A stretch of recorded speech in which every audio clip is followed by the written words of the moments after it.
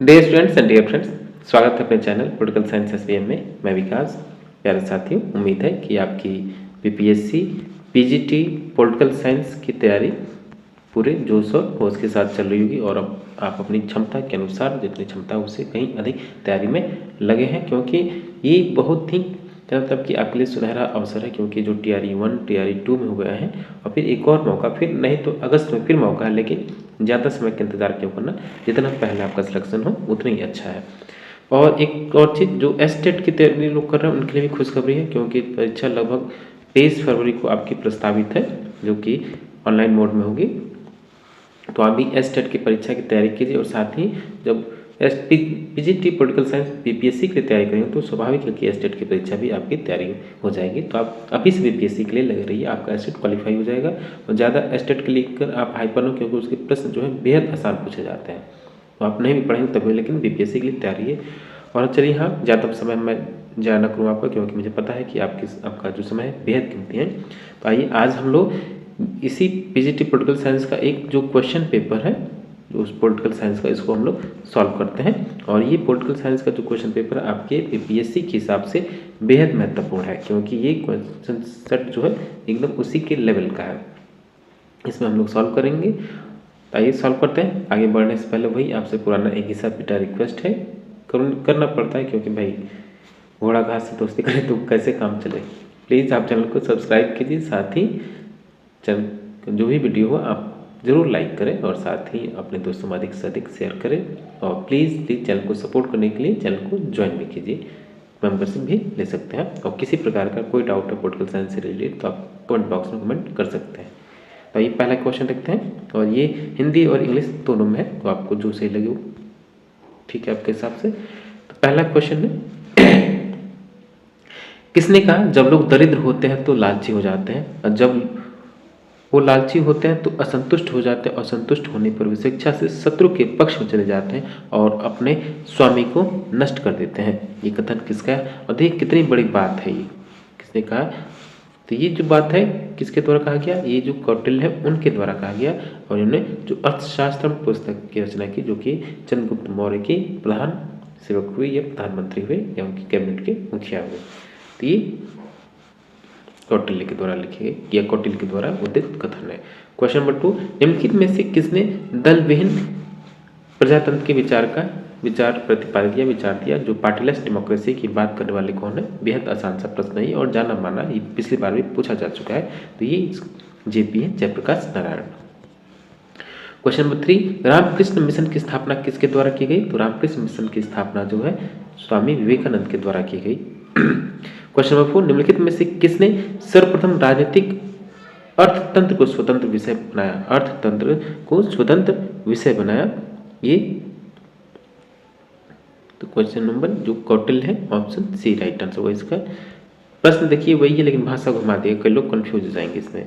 Question number 5, यह कथन किसका है कि साधन ही आकर सब कुछ है, जैसा साधन होगा वैसे ही साध्य होगा, साधन व साध्य के मध्य कोई विभाजन नहीं। ये प्रश्न भी आपके लिए महत्वपूर्ण है। तो इस कथन जो है महात्मा गांधी का है। क्वेश्चन नंबर 6 है कि किस राजनीतिक विचारक ने कहा कि विभिन्न सामाजिक समूहों की उचित परिस्थिति और कार्यों का निर्धारण कर समाज में न्याय प्राप्त किया जा सकता है? ये प्रश्न में देखिए कई लोग इसमें घूम जाएंगे, यही मैं कहा कि पेपर जो है आपके लिए बेहद महत्वपूर्ण है। इसके प्रश्न जो देखिए और फिर वो आंसर दीजिए आप। तो ये प्लेटो का कथन है। बीपीएससी ऐसे ही आपसे नहीं पूछेगा जैसा कि बाकी एग्जाम पीजीटी के होते हैं, तो उसका कंसेप्ट बेस्ड है। क्वेश्चन नंबर 7 है, सुख की गणना का विचार किसने प्रतिपादित किया? जो फैल्सिफिक कैलकुलस है, इसके बात करने वाले बेंथम हुए और बेंथम ही उपयुक्तवाद के जनक हैं।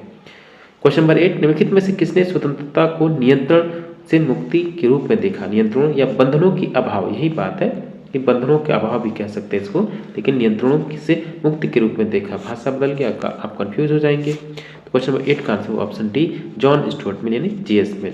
क्वेश्चन नंबर 9 है, थॉमस हॉब्स का राजनीतिक सिद्धांत उनके अनुभव से विकसित हुआ। किसके अनुभव से, कहाँ से अनुभव से विकसित हुआ? ये था आपका ब्रिटिश गृह युद्ध, जो ब्रिटिश सिविल वॉर था, उनसे थॉमस हॉब्स का जो जितने भी राजनीतिक सिद्धांत थे प्रभावित थे। क्वेश्चन नंबर 10, निम्नलिखित में से कौन सा युग न्याय की अवधारणा के लिए सुमेलित नहीं है? तो न्याय की अवधारणा के लिए जो सम्मिलित नहीं है। प्लेटो कहता है कि न्याय शक्तिशाली का हित, ये गलत है, ये बल्कि थ्रेसिमेकस कहता है। तो ऑप्शन ए राइट आंसर होगा। क्वेश्चन नंबर 11 है, निम्नलिखित में से कौन सी महात्मा गांधी द्वारा प्रतिपादित प्रभुत्व अराजकता की विशेषता नहीं है? तो प्रभुत्व अराजकता की विशेषता कौन सी नहीं है? कि स्वास्थ्य और शिक्षा द्वारा राज्य द्वारा नियंत्रण, ये बात नहीं करते, बल्कि ये उनके द्वारा विशेषता नहीं बताई गई है। क्वेश्चन नंबर 12 है, उत्तर व्यवहारवाद की सबसे उचित व्याख्या हो सकती है? उत्तर व्यवहारवाद की सबसे उचित व्याख्या हो सकती है कि क्या? तो इसका सही आंसर होगा कि व्यवहारवादी शोध का एक विस्तार के रूप में। तो ऑप्शन डी राइट आंसर होगा। क्वेश्चन नंबर 13 देखिए कि अल्फ्रेड कोबा के अनुसार राजनीतिक सिद्धांत का पतन एक परिणाम था। राजनीतिक सिद्धांत में जो पतन हुआ, क्या कारण था अल्फ्रेड कोबा के अनुसार? तो ये कहते हैं कि पूंजीवादी और साम्यवादी व्यवस्थाओं द्वारा संकीर्ण सैद्धांतिक विश्लेषण का। तो ऑप्शन सी राइट आंसर होगा। क्वेश्चन नंबर 14 है कि द लॉ ऑफ पीपल पुस्तक की रचना किसने की? द लॉ ऑफ पीपल जो पुस्तक है, इस पुस्तक के लेखक जो है आपके जॉन रॉल्स हैं। क्वेश्चन नंबर 15, निम्नलिखित में से किसने राजनीति को तत्वमीमांसा और धर्मशास्त्र के चंगुल से छुड़ाकर उसे ऐतिहासिक और यथार्थवादी आधार प्रदान किया? तो ये प्रश्न जो है आपका कौन का है? ये मैकियावेली से संबंधित है। देखिए प्रश्न की भाषा बदल गई तब, तो आप केवल प्रश्न जो स्टूडेंट जो भी टेक्स्ट बुक आप पढ़ते हैं उनके लिए जरूरी उनको लाभ ही मिलता है कि जितने भी प्रश्न होते हैं या आगे के एग्जाम होते हैं उनमें कंसेप्ट क्लियर हो जाता है। यानी कि आप रटने लगे, रटने को तो रटने से कितना क्वेश्चन रटेंगे? जब आप आरपीएससी के एग्जाम देंगे, बीपीएससी का एग्जाम देंगे, तो आप या मतलब ये या सीजीपीएससी का एग्जाम देंगे, तो वहाँ जो आता है पेपर वो कंसेप्ट बेस्ड आता है। बाकी यूपी में तो एकदम फैक्ट बेस्ड, ये रटने के आधार पर नहीं हो संभव है आज के ज़माने में। इसलिए मैं बार बार कहता हूँ कि आप टेक्स्ट बुक पढ़िए। क्वेश्चन नंबर 16 है कि किसने कहा संसद कमोबेश निष्क्रिय लोगों की एक बड़ी बैठक से कुछ कम नहीं है? तो संसद के आलोचना के रूप में ये किसका उक्ति है? तो ये है वॉल्टर वेजहॉट का, वॉल्टर वेजहॉट। क्वेश्चन नंबर 17 कि निम्नलिखित में से किसने संसदात्मक लोकतंत्र में मंत्रिमंडलीय तानाशाही के खतरे को इंगित किया है? तो ये है आपके कौन? Ramsay Muir, option B. Question number 18 है, निम्नलिखित में से कौन संरचनात्मक प्रक्रियात्मक नहीं है? यानी जो स्ट्रक्चरल फंक्शनलिस्ट कौन सा नहीं है? तो इसमें से कौन सा स्ट्रक्चरल फंक्शनलिस्ट नहीं है? तो है आपका रॉबर्ट टाहल। क्वेश्चन नंबर 19 है कि पुस्तक द सिविक कल्चर लिखी गई बेहद महत्वपूर्ण पुस्तक है। आप इसको याद कर लीजिए या कहीं नोट कर लीजिए, भूलने की चीज़ नहीं है ये, क्योंकि पॉलिटिकल साइंस से स्टूडेंट है तो ये आपसे इसका कई बार आमना सामना होगा। तो 19 का बी आंसर होगा। आमंड और वर्मा की पुस्तक है the civic culture, Sydney Verma. Question number 20, किसने नौकरशाही को नवीन निरंकुशतावाद कहा है? न्यू डेस्पोटिज्म किसने कहा थी? बीपीएससी का भी प्रश्न है। तो 20 का आंसर होगा ऑप्शन बी, लॉर्ड हेवर्ट ने कहा कि नौकरशाही एक नए प्रकार की निरंकुशतावाद है। क्वेश्चन नंबर 21 है कि लुसियन पाई के मतानुसार राजनीतिक विकास की दिशा में प्रथम चरण को इंगित करता है क्या? तो इसका सही आंसर होगा 21 का बी, राष्ट्र राज्य व्यवस्था का विकास। 22 देखिए, किसने कहा राजनीति मूल्यों का वैध निर्धारण है? यानी मूल्यों का, देखिए अथॉरिटेटिव एलोकेशन ऑफ वैल्यूज, यानी राजनीति मूल्यों का वैध या सत्ता का वैध निर्धारण है। तो ये किसने कहा? ये कथन जो है डेविड स्टेन का है। आधिकारिक आवंटन यही है आपका, सत्ता का आधिकारिक आवंटन। क्वेश्चन नंबर 23, सर्वहारा वर्ग का अधिनायकवाद मार्क्स के सिद्धांत का निचोड़ है, यह कथन किसका है? तो ये कथन आपका लेनिन का, वी.आई. लेनिन। क्वेश्चन नंबर 24 कि निम्नलिखित में से कौन सा एक कार्य राजनीतिक दलों द्वारा किया जाता है? राजनीतिक दलों द्वारा जो प्रमुख कार्य वो है कि चुनाव लड़ने में उम्मीदवारों की सहायता करना है। ऑप्शन डी राइट आंसर होगा। क्वेश्चन नंबर 25, किसने कहा कि सार्वभौम वयस्क मताधिकार वास्तव में सार्वभौम नहीं है? ये प्रश्न भी बेहद महत्वपूर्ण आपका, तो ये कथन आपका गिलक्राइस्ट महोदय का है, डी ऑप्शन सही होगा। क्वेश्चन नंबर 26 देखिए, ये आपका संविधान से संबंधित है, ये भी महत्वपूर्ण है आपका। तो भारतीय संविधान में आपातकाल के दौरान मौलिक अधिकारों के निलंबन का गुण उधार लिया गया है, यानी विशेषता कहाँ से ली गई है कि आपातकाल के दौरान यानी इमरजेंसी के दौरान आपके मौलिक अधिकारों का निलंबन किया जा सकता है। क्वेश्चन नंबर 26 का आंसर ऑप्शन डी, ये व्यवस्था आपने जर्मनी से लिया है।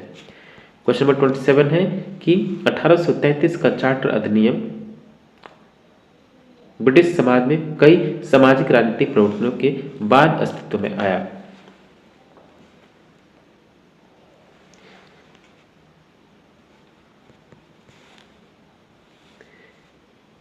चार्टर, हाँ, सामाजिक परिवर्तन बहुत से हुए। देखिए, सामाजिक राजनीतिक परिवर्तन भी हुए, सही है। सती प्रथा हुआ या कई ऐसे मेन जो है मुख्यतः ये हुआ, और आर्य समाज का, सॉरी, प्रार्थना समाज और ब्रह्म समाज का दौर था ये सही है। कारण क्या था? इस अधिनियम ने भारत में ईस्ट इंडिया कंपनी के एकाधिकार को समाप्त कर दिया। हालांकि चीन के साथ व्यापार और भारत के साथ चाय में कंपनी के एकाधिकार अखंड बरकरार है, बल्कि ये ऐसा नहीं था कि समाप्त कर, तो ये गलत है। तो ए सही होगा और आर गलत होगा, यानी ये सत्य, आर असत्य, तो ऑप्शन सी राइट आंसर होगा। क्वेश्चन नंबर 28 है, निम्नलिखित में से कौन संविधान सभा का हिस्सा नहीं था? कौन संविधान सभा का हिस्सा नहीं था? महात्मा गांधी स्वयं संविधान सभा का हिस्सा नहीं थे। भारतीय संविधान में किस संशोधन द्वारा संघ सूची में सेवाओं पर कर नामक एक नया विषय जोड़ा गया? किस संविधान संशोधन द्वारा? तो ये था आपका 88वां संविधान संशोधन, 88th अमेंडमेंट। क्वेश्चन नंबर 30 है, ये संविधान सभा की प्रथम बैठक की अध्यक्षता किसने की? जाना माना क्वेश्चन है और बेहद आसान है। तो प्रथम बैठक जो है 9 दिसंबर 1946 को, तो उसकी अध्यक्षता डॉक्टर सच्चिदानंद सिन्हा जी के द्वारा किया गया। ऑप्शन डी राइट आंसर होगा। किसने कहा था कि राज्य की प्रशासनिक स्वायत्तता केंद्र की प्रशासनिक स्वायत्तता के लगभग बराबर है? तो 31 का आंसर होगा ऑप्शन नंबर सी, के संथानम का ही कथन था। क्वेश्चन नंबर 32 है कि भारतीय संघवाद को कोऑपरेटिव संघवाद यानी सहकारी संघवाद, देखिए कोऑपरेटिव फेडरलिज्म या ऑपरेटिव संघवाद होगा, या कोऑपरेटिव फेडरलिज्म या सहकारी संघवाद की संज्ञा किसने दिया है? तो ग्रेनविल ऑस्टिन का एक कथन है, सी राइट आंसर होगा। क्वेश्चन नंबर 33, याचिका समिति में शामिल है, याचिका समिति में कौन लोग शामिल होते हैं? कितने सदस्य लोग शामिल होते हैं? जो कमेटी ऑफ पिटिशंस है उसमें कितने लोग शामिल होते हैं? तो उसमें आपके 15 सदस्य शामिल होते हैं। कैबिनेट सचिवालय एक क्या है? तो कैबिनेट सचिवालय जो है आपका स्टाफ है कि एजेंसी है कि सहायक एजेंसी है, ये आपको बताना है। तो ये स्टाफ एजेंसी है कैबिनेट सचिवालय, जो कैबिनेट सेक्रेटरीट होता है आपका स्टाफ एजेंसी होती है। क्वेश्चन नंबर 35 है, किस अनुच्छेद के तहत संसद सर्वोच्च न्यायालय को अनुच्छेद 132 में उल्लिखित उद्देश्यों के अलावा अन्य उद्देश्यों के लिए निर्देश, आदेश या रिट जारी करने की शक्ति प्रदान कर सकती है? तो यह है आपका इसका जो सही आंसर ऑप्शन बी, अनुच्छेद 139। क्वेश्चन नंबर 36 देखिए, कथन और कारण। तो कथन क्या है, दावा क्या है कि भारत में प्रत्येक राज्य के क्षेत्र में एक उच्च न्यायालय है।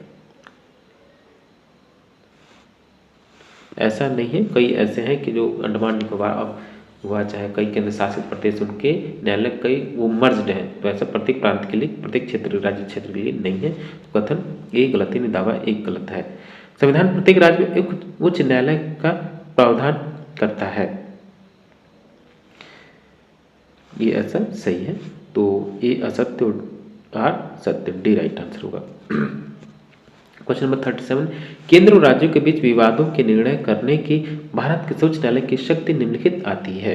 तो ये जो उसका है, ये आपका मूल क्षेत्राधिकार के अंतर्गत शामिल है। क्वेश्चन नंबर 38 है कि मुख्य सचिव का कार्यालय अस्तित्व में आया। तो the office of chief secretary came into begin in which year? तो ये आएगा 38 का आंसर होगा 1799 में मुख्य सचिव का कार्यालय अस्तित्व में आया। डिस्ट्रिक्ट एडमिनिस्ट्रेशन इन इंडिया पुस्तक किसने लिखी?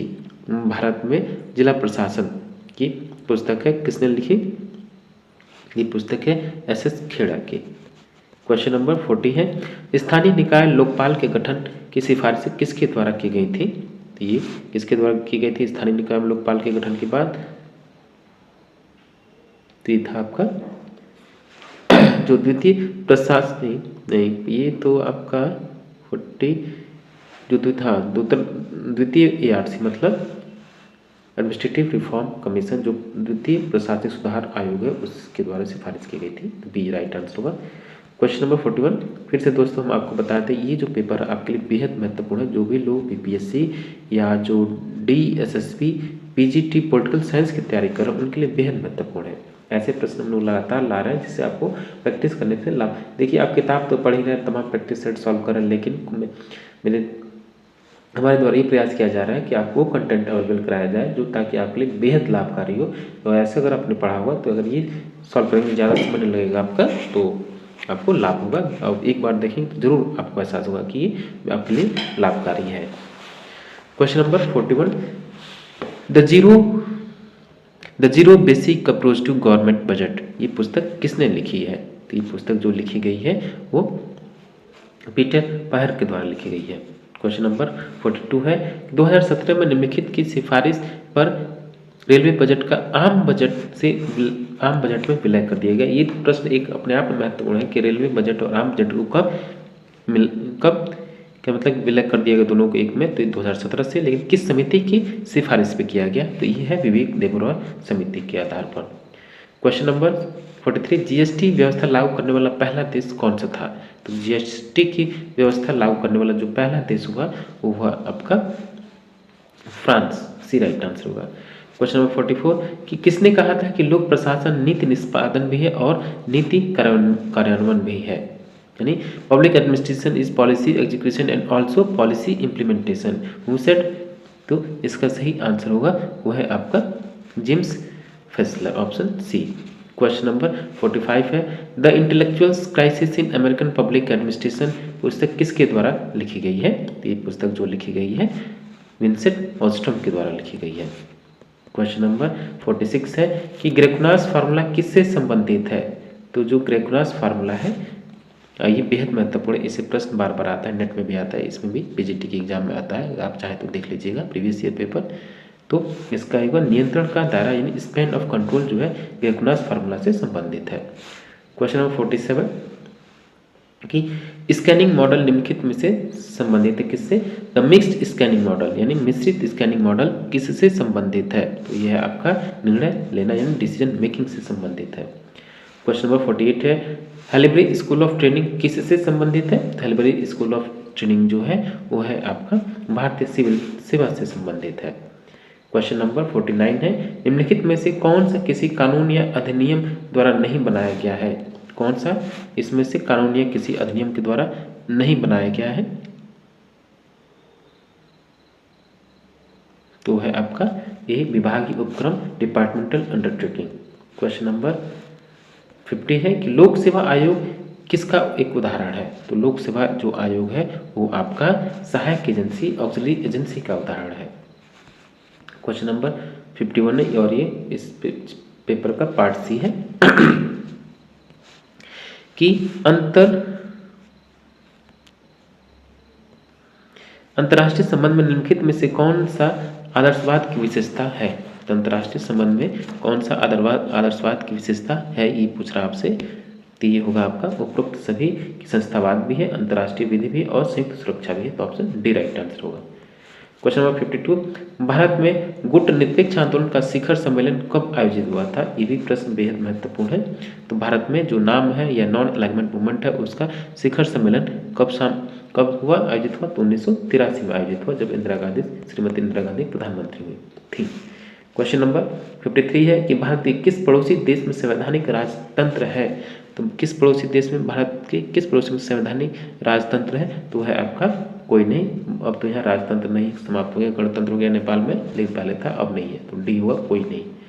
क्वेश्चन नंबर 54 कि भारत किस देश के साथ मुक्त व्यापार समझौता है? भारत का किस देश के साथ फ्री ट्रेड एरिया FTA लागू है? तो है आपका ऑस्ट्रेलिया।